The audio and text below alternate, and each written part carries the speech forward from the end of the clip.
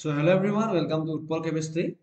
So আজি হ'ল আমাৰ ডে 23 ডে 23 আৰু লগতে আজিৰ পৰা আমাৰ তোমালোকৰ টেষ্ট সিৰিজসমূহ আৰম্ভ হ'ব আৰু টেষ্ট সিৰিজসমূহ আৰম্ভ হ'ব বুলি কওঁ যে আজি ইভিনিং আমাৰ 7:30 অৰ্গেনিকৰ ফুল টাইম টেষ্ট আছে। এতিয়াও যদি কোনোবাই জইন হ'ব বিচাৰিছা জইন হ'ব পাৰিবা। ঠিক আছে? So expected question series day 23 topic হৈছে বায়ো ইনঅৰ্গেনিক কেমিষ্ট্ৰি। প্ৰথম কুৱেশ্যনটো কি দিছে চোৱা। First question is the correct option for the metal ion present in the active site of myoglobin. এতিয়া মায়োগ্লোবিনত তোমাৰ কি আছে?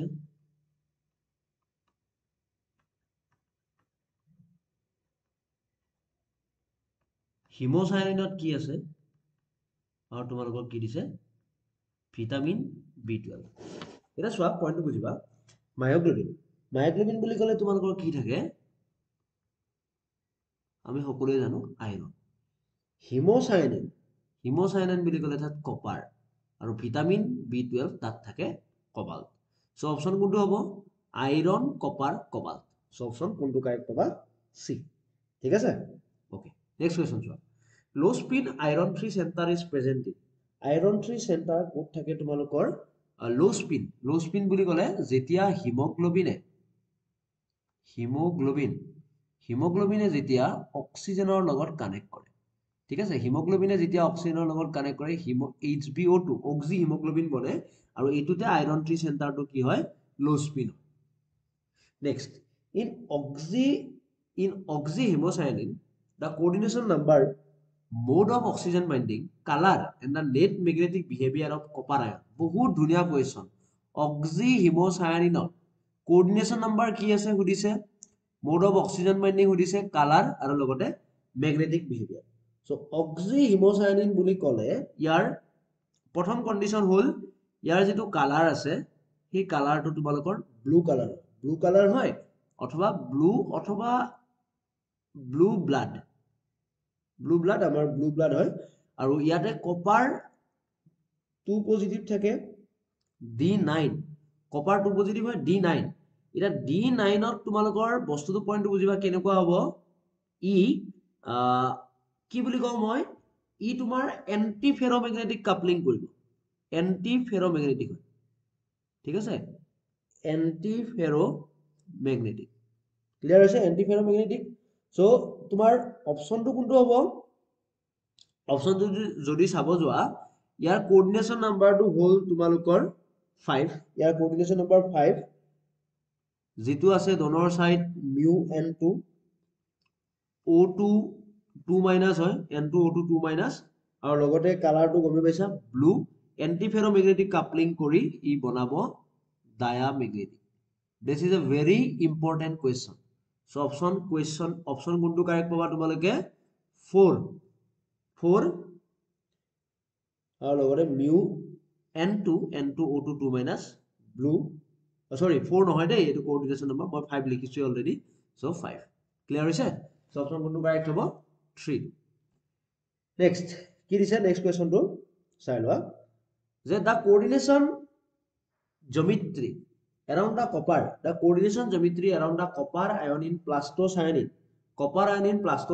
a blue copper protein। পৰীক্ষাত এইটো কুৱেশ্যনো সুধি দিব পাৰে যে প্লাস্টোসায়ানিনটো কি হয়, ব্লু কপাৰ প্ৰটিন নে কি হয়, এইটো সুধি দিব পাৰে। The coordination geometry around the copper ion of plastocyanin in oxidized and reduced form respectively.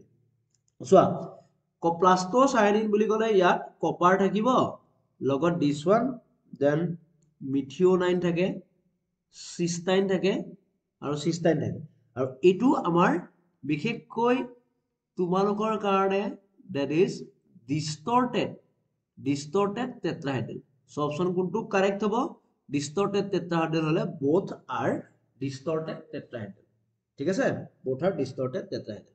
5 number চোৱা, the oxygen coordinate to metal ion center in oxymyoglobin and oxyhemocyanin exists respectively as। অক্সিমায়োগ্লোবিনত অক্সিজেনটো কি হৈ থাকে আৰু তোমালোকৰ কি সুধিছে? অক্সিহিমোসায়ানিন। অক্সিমায়োগ্লোবিনত যিটো অক্সিজেন কোঅৰ্ডিনেটেড হয় that is সুপাৰ অক্সাইড। অক্সিমায়োগ্লোবিনত যিটো হিমোগ্লোবিন অক্সিজেন কোঅৰ্ডিনেটেড হয় that is in superoxide form আৰু অক্সিহিমোচায়ানিনত তোমালোকৰ it is in peroxide form so এইবিলাক সব মনত ৰাখা বস্তু অক্সিমায়োগ্লোবিনত সুপাৰ অক্সাইড অক্সিহিমোচায়ানিনত পেৰক্সাইড সো অপচন কোনটো কাৰেক্ট হ'ব অপচন এ টো তোমালোকৰ কাৰণে কাৰেক্ট হ'ব next one the metal ion and the macrocyclic skeleton present in the green pigment of plant metal ion to তোমালোকৰ কি থাকে green pigment of plant to তোমালোকৰ কি আছিল green pigment of plant hall chlorophyll আৰু ইয়াতে তোমালোকৰ কি থাকে metal to magnesium 2 আৰু খেলিমেলি নকৰিবা এটো chlorine নহয় এটো কি ring থাকে chlorine ring অপচন আহিব এ টো ঠিক আছে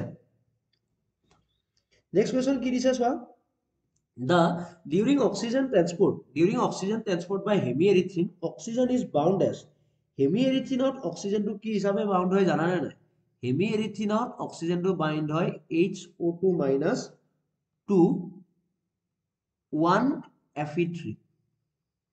Fe3 only ঠিক আছে লগত এটা বেস থাকে এটো মই আগৰ যেটো আছিল অ্যাসাইনমেন্ট ডিসকাশন তাত অলৰেডি ডিসকাস কৰি দিছিলো সো অপশন কোনটো কাৰেক্ট হয় তোমালোকৰ কাৰণে এটো অপশন বি টো এটো মই ডিসকাস কৰি দিছিলো দে আগতে ডায়াগ্ৰাম হৈতে ডিসকাস কৰি দিছো next 8 number at pH 7.2 and 10th or oxygen partial pressure the extent of oxygen binding আমি কি জানো pH যিমানে বাঢ়িব তাৰ হিমোগ্লোবিনৰ অক্সিজেন বাইন্ডিং ক্যাপাসিটি কমি যাব আৰু মায়োগ্লোবিনৰ অক্সিজেন বাইন্ডিং ক্যাপাসিটি কি হ'ব বাঢ়ি যাব সো কি হ'ব হাই ফৰ মায়োগ্লোবিন এন্ড লো ফৰ হিমোগ্লোবিনৰ কাৰণে লো হৈ যাব pH 7.2 আৰু মায়োগ্লোবিনৰ কাৰণে কি হৈ যাব হাই হৈ যাব নেক্সট কি দিছে among the following the group that is bound to the metal ion in coenzyme B12 so ইহতৰ ভিতৰত coenzyme B12 ত কোনটো মেটেল বাইন্ড হয় সো এটো important question that is adenosine to তোমালোকৰ কি হয় bound it is bound to the metal ion in coenzyme B12 কিছুমানে কি কৰিব জানানে ভুলতে কি কৰিব সায়ানাইড মাৰিব সায়ানাইড নহয় ওটা কি হয় এডিনোসাইলে বাইন্ড হয় ঠিক আছে ওকে নেক্সট কোৱেশ্চন চোৱা এটা কি দিছে identify the function of hemocyanin function দিছে and the metal responsible for it hemocyanin function hall oxygen transport আৰু এটো কি কৰে metal to কি responsible থাকে copper oxygen transport কৰে আৰু metal কি responsible হয় that is copper 11 number question কি দিছে চোৱা the iron nitrogen porphyrin bond distance in the deoxy and oxy hemoglobin respectively চাবা দেই তোমালোকৰ কি হয় পইণ্টটো বুজিবা কেনেকুৱা হ'ব ডিঅক্সি আৰু অক্সি ডিঅক্সি যেটো হিমোগ্লোবিন আছে পইণ্টটো বুজিবা যেটো ডিঅক্সি হিমোগ্লোবিন থাকিব তা হেতু হল তোমালোকৰ হাই স্পিন কমপ্লেক্স হাই স্পিন হলে তোমালোকৰ CFSC ভ্যালুটো কি হ'ব লো হ'ব সো কি হ'ব CFSC inversely proportional to iron ionic radii so ionic radii কি হ'ব CFSC কম তাৰ মানে ionic radii কি হ'ব বেছি হ'ব ঠিক তেনেকৈ oxy hemoglobin অলপ আগতে পঢ়ি আহিলো that is কি কমপ্লেক্স low spin complex মানে ইয়াতে কি থাকিব তোমালোকৰ কাৰণে CFSC টো কি হ'ব তোমালোকৰ কাৰণে বেছি হ'ব আৰু CFSC বেছি হ'ব মানে আইৰন নাইট্ৰজেন বন্ড কম হৈ যাব আৰু ইয়াতে আইৰন নাইট্ৰজেন বন্ড লেন্থ অলপ হলেও বেছি হ'ব দুটা সমান নহয় এই আইৰন নাইট্ৰজেন কাৰ কাৰণে বেছি হ'ব ডিঅক্সিৰ কাৰণে মোৰ হ'ব ইয়াৰ কাৰণে মোৰ পাবা আৰু ইয়াৰ কাৰণে কি পাবা লেস অপচন কোনটো কাৰেক্ট অপচন এ টো তোমালোকৰ কাৰণে কম্পেয়াৰ কৰিলে কাৰেক্ট পাবা নেক্সট 12 ওকে ধুনীয়া question the resonance Raman station frequency of the bound oxygen species in oxyhemierythrin and oxyhemoglobin respectively এটো ডাইৰেক্টলি কিতাপতে পাই যাবা এটো প্ৰিভিয়াস ইয়াৰ কোৱেশ্চন হয় oxygen species in oxyhemierythrin and oxyhemoglobin oxyhemierythrin তোমালোকৰ কি হয় 850 আৰু oxyhemoglobinত হয় তোমালোকৰ 1100 কিমান হয় 1100 1100 উল্টা নহয় দে এটো নহয় তোমালোকৰ এটাত তোমালোকৰ O2 2 মাইনাস হিচাপে থাকে, এটাত O2 মাইনাস হিচাপে থাকে ন, সেই বেচিছত। ঠিক আছে, নেক্সট ওয়ান 13 নম্বৰ কুৱেশ্যন কি দিছে? In 3 iron ferredoxin the number of sulfide bridge and cysteinyl ligand respectively Fe3S4 Fe3S4 ইয়াৰে কি থাকে তোমালোকৰ number of sulfide bridge and cysteinyl ligand sulfide bridge থাকে তোমালোকৰ 4টা আৰু cysteinyl ligand থাকে তোমালোকৰ 3টা ঠিক আছে cysteinyl ligand হ'ব 3টা next question the number of equivalent H2S gas released from the active site of rubberdoxin 2 iron ferrodoxin and 4 iron ferrodoxin when treated with mineral acid চাবা দেই mineral acid তো তোমাৰ বস্তুটো কি rubberdoxin rubbridoxin 2 iron ferrodoxin 4 iron ferrodoxin rubbridoxin বুলি ক'লে FeS 0 Fe2S2